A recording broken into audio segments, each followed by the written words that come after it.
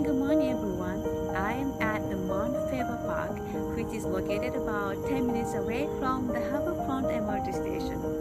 I'm here because I have just completed the first Spring Forest Qigong group practice here in Singapore.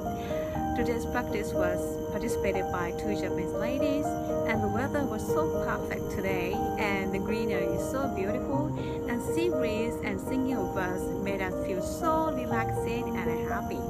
And just being here and breathing in the fresh air, I feel like I'm 5 years younger than before.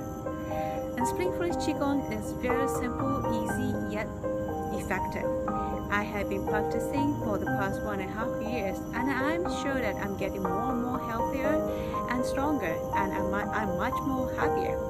And I hope you'll be benefited from the Spring Forest Qigong just as I did. And I will continue to do this group practice, every Sunday. So if you are interested, please come to the Harbourfront MRT station at 7 a.m. in the morning. Let's stay healthy and be happy. I hope to see you next Sunday. Thank you very much. And